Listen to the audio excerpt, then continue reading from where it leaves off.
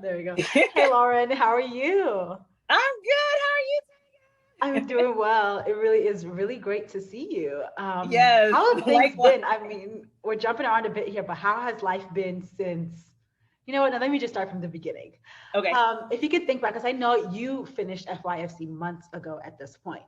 Hmm. So if you could think back, I actually vividly remember doing your interview. Yeah. Actually, I remember it. But if you could think back to life before FYFC in terms of your career and just life overall, how would you Hmm. describe your career and your life before you went through the program? Yeah. It was very stressful. And at first I thought it was just because of COVID. Like we're going through this pandemic, everybody's stressed for obvious reasons. Um, but what it really did with everybody working from home was brought to light a lot of issues in my work. Just issues like uh, expectations weren't clear or like laid out, like no type of job description.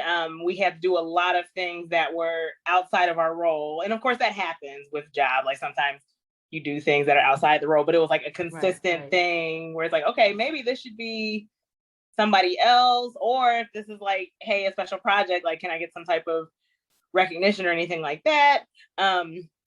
No type of feedback ever, and not even any, like, I would say, understanding and empathy. Like we're all going through this pandemic, and just people not being sensitive to that. So it was just really stressful. And I know I'm sure I was taking it out on my husband, taking it out on my kid, like not intentionally, but I was unhappy, and I'm a happy person by nature, so I could literally feel that. And I was just like, okay, this is not it. It's not it. You're like, this is not it. My energy is getting jacked up. Yes. Yeah. And so, so I heard a few things there. You were stressed, the role was unaligned, you weren't getting clear feedback, you were doing potentially multiple roles, you didn't have role clarity in terms of just what you needed to be doing. And you said all that was leading you to feel stressed and unhappy, and you felt yourself, literally said you felt the unhappiness, but also you're sure you were taking it out on your husband and your child at home. Yeah. And it sounds like, because you said, I'm normally a happy person, it sounds like even who you were as a person was changing because of your work. Yes. And I actually, I started therapy shortly after we were all working from home, which is a good thing. But she was able to see right away, like, oh my God, it's your job. Like, it is your job. So then I went on this journey of like, okay, I know what it is. How do I fix that? Because you have to work. So that became my journey. And at first it was like, well, maybe it is just COVID. Maybe I need to suck it up, but like, as I just got more into it, I'm like, no, it's something's not matching. Now that I know it's a misalignment, but I'm like, okay, this ain't hitting. Like, this not working. Right. It's not working. Work's not working. So I just went on this journey to figure out, like, okay, I gotta change this. I gotta figure out what my next steps are. Tell us about that journey, because obviously that journey brought you to me and to FYFC. So what did that look like? How did you find me? How did you decide, or how and why did you decide to join FYFC? Yeah. So since I knew that there was something going on with the job, I started doing a lot of research, started listening to different podcasts. And then in doing those things, you kind of find like Pinterest things that are like, I'm more than just my career, like stuff like that. And it's like, okay, that feels good for a minute, but I still need like an actual solution. And I listened to a podcast that was completely unrelated, and I don't even remember what podcast it is now, but it was completely unrelated to career life. It was just like lives of Black women in general. And you were actually the guest on the show. And you were talking about your career story. And I was like, wow, this is so, like, she's so interesting. And it kind of sounds like what I'm going through a little bit. Like, okay, maybe there's a misalignment there or something. And you were talking about how you you work with women specifically and help them figure out their values and their interests and get aligned. And I was like, okay. So I started following you on Instagram. And I would see what you would post, and I'd be like, yeah, I like that. And I was signed up on the email list as well, and I would get those. And so like every now and then an email or a post would say like, hey, I have room in FYFC. And I was just like, oh, okay. And kind of in the back of my mind, I'm like, maybe I should check that out. But instantly I was like, no, that's a lot of money. Like, money is not something we can spare right now during COVID. Like, no. But I kept saying it. And then I was thinking about just even with therapy, like, okay, it's an investment, but I totally feel like therapy's worth it. So I was like, this could be the same thing. Like, yes, it's an investment, but I'm worthy of investing in myself. So I love that. I should give it a try, or at least schedule the call, because I think that was the thing. It was the 20-minute call to see if you'd even be a fit. I'm like, okay, the call's free. Like, I can do a call. Like, I can do a 20-minute call. It's free. Right. So yes, that is what brought me your way. Okay. And so you got on the call, because obviously it sounds like you didn't join the call knowing, yes, I'm going to do this for sure. It was like, let me just see what happens on those calls. Yeah. What pushed you, what tipped you over the edge? I just felt like we clicked. You were like, yeah, you need this. and it wasn't from a place of like, oh, I'm trying to sell you a product. Let me just say you need this. Like, I could tell you were legit like, no, like, let me help you.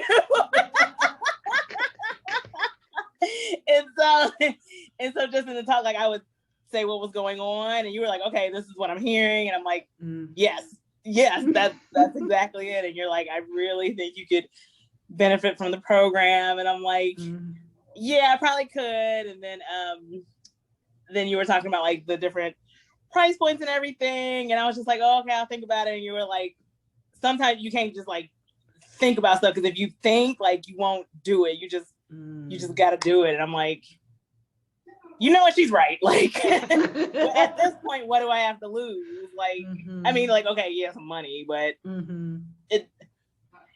I was at a place where I could afford it, but I was still like, money. But I was like, I'm gonna invest in myself.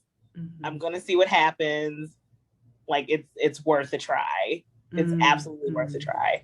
So I love that. I actually do remember that. I'm like, wait, what are you waiting for? Go, you are miserable. Yeah, you were like, let's not play this game. Yeah, and I could tell it was genuine. Like, you were just like, come on. It's the face for me. It's the face. Okay, so then you joined FYFC, and I'm curious. So, what? I kind of want to hear combine just life in FYFC and after FYFC. What were some specific things in the program that helped you, and what have been your results since going through the program? Yeah. So I think I had lots of aha moments, but two major aha moments for me. One was realizing just the total misalignment. So when we did the one activity where we had to, I think it was like the card sorting, it was like 50 cards or something like that. And after I did all that sorting, I thought about how my job was, and my job was literally like all the things in my seldom, never, avoid column. And I was just like, wow, like my job is here and I'm like way over here. Like no. Like, it's a total mismatch. So there was that. And then there was also like when we were talking about our different skills and stuff. So I guess it's kind of like a combined thing that led to an aha moment. Like when we were talking about our different skills and working on transferable skills and things of that nature, I realized like, I have a lot of good things that I've accomplished. I have a lot of great skills. Like it's a misalignment. There's nothing wrong with me. I'm in the wrong role. and I got to get out of that. But I have like a lot of stuff that I can bring to the table. So just going over the skills and the affirmations and everything really helped solidify that for me and help boost my confidence. Hey man, you can give me a kiss. Yeah. I love it. So that helped boost my confidence again. Like, okay, like it's like what you say, like you really are deserving of a fulfilling career. Like you don't have to stay stuck in this misalignment for whatever odd reason somebody's convinced you of, or you convinced yourself of. Like you don't have to do that. So I would say, and of course, all kinds of other stuff, but I would say those were probably the two major takeaways. Aha moments. Yeah. Tell us about some of the other kind of stuff. What else was like fun for you in the program? Because it's a lot of work, right? And that's one thing. If anyone is watching this, it's not an easy program. You have to do work. It's definitely work. What made the work worth it? Because it was so exciting and insightful. So this is like a really weird comparison, but this is like the only thing I can think of. You know, how Facebook used to have like those silly quizzes, like a few years back, they would have these quizzes, they'd be like 30 questions long, and you're like, oh God, but you always wanted to do it because it would tell you like, oh, you're this kind of animal and blah, blah, blah, blah. And it was just like, even though it took a lot of time and a lot of thinking, it was so interesting to see what the end result was. So with doing the work, it was just so insightful to like not only learn new things about yourself, but to also confirm things that you've already known, but you were just like, maybe that's not the case. And then the added piece of working in the group really helped too, because a lot of times you would be like feeling something or thinking something, but you didn't know quite how to voice it.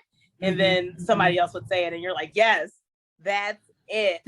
And just the camaraderie, knowing like, this is not a unique to you situation. You're not alone. It's not something that's laser focused on you in terms of like, you only have this problem. Everybody else has these wonderful careers, everything figured out, and it's just you who has this issue. So it was just really good to work with the group. And actually with the group, that was the one thing I wasn't sure of, because I think with like, when you think of groups, you're like, oh, how am I going to get enough like one-on-one attention and work? But no, you were definitely able to get focused attention, and like if you could like help out the other people and the other people to help you. So it was great. Absolutely. Love to hear that. Love to hear it. So tell us about life after FYFC. I know before we started recording, you told me you're interviewing right now. Tell us a bit more about what's going on with your career. Yeah, so right at the end of FYFC, I had an opportunity in the company to go to a different department. And so where I knew that wasn't my dream job, it was a better alignment than the role I was in, because it had better like time freedom, things that were my non-negotiables. Like it had a couple of those. I was like, okay, well, 2's better than 0. Like I at least do that while I look. So that worked for about a month, but then the business needs changed, and they basically restructured the department to pretty much the one I had just left. And I was like, well, that's not what I wanted. Not what I came here for. I literally just left that. That's the thing I at least knew. But so after that happened, I was like, I really have to keep pushing forward and make sure that I'm the one who's in the driver's seat of my career. Like right now, it's like, even though I've taken this great course, like things are still happening to me.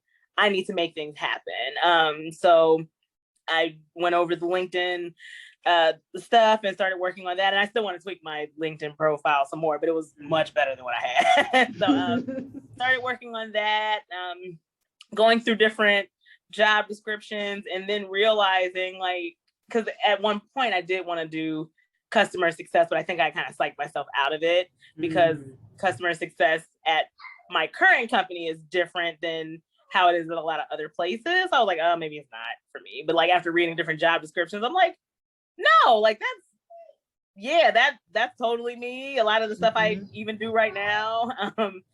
so I started applying and looking at job descriptions. And at first I was like, wow, I don't know how to do that. I don't know how to do that. And I would always hear you saying, like, if you can do 100% of it, you're overqualified. So I was like, okay. I love it. My voice was in your head. Yes. So I started applying, and then I actually had my resume redone. And so that really helped solidify all the things I learned too, because it was just properly communicating all my different skills. And so now, like, I've been on interviews, a good amount of interviews for probably the past like 3 weeks. Like, wow, I've been interviewing, so I love it. I'm like, excited. Interviews. We love to hear interviews, because that's like, you've made it past the big hump.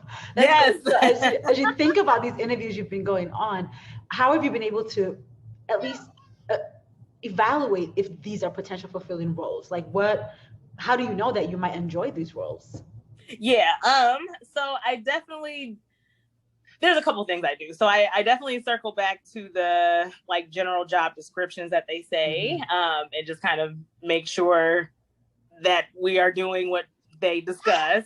And then I also ask different questions about like about their involvement with DEI, just like what the team I would be working on looks like, like what a typical day would look like, how the company supports success, and how the company supports you when you've had a failure. Like, okay, if I mess up, it's not like, am I out the door? Are you throwing me under the bus? Or like, are you a supportive environment where it's like, okay, how can we learn from our mistakes? So just really thinking about what's important to me as an employee and as a person. So in terms of growth and just like work-life balance, all those things, just making sure I know as much as I can up front. And I'm curious, as you talk about these questions you're asking, are any of them driven by things you learned in FYFC at all? Yes, absolutely. So the whole values thing, because when I would be on interviews prior, like I always knew to ask questions, but like I would ask questions like, oh, so I see that you do, like, it'd be like very worky questions. Like, okay, like, you know that I looked at your website based on the questions I'm asking you. Like, basically just like to make myself look good instead of genuinely asking things that I want to know. And so I think with FYFC, just knowing that, like, yes, you want a job, but like, you're also a great employee, like you bring something to the table too. So keeping in mind that like we're both interviewing, right? Like I'm making sure that they're a good fit for me, and they're making sure that I'm a good fit for them. So keeping that in mind has allowed me to ask the type of questions I'm asking, because those things are important to me. I love it. Oh my gosh, love it so much. Okay, one last question. So for the woman who's watching this, who's like, I don't know if FYFC is for me, same place you were, it's like, that's a lot of money. I don't know is it a scam? I don't know if this is gonna work for me. What would you tell that woman who's like on the precipice of making a decision? She's just not sure yet. I would say do it. You just gotta do it. And I think a lot of times, especially we as women, like we don't invest in ourselves enough. Like we invest in everybody else, all of our loved ones, because we love them so much, of course.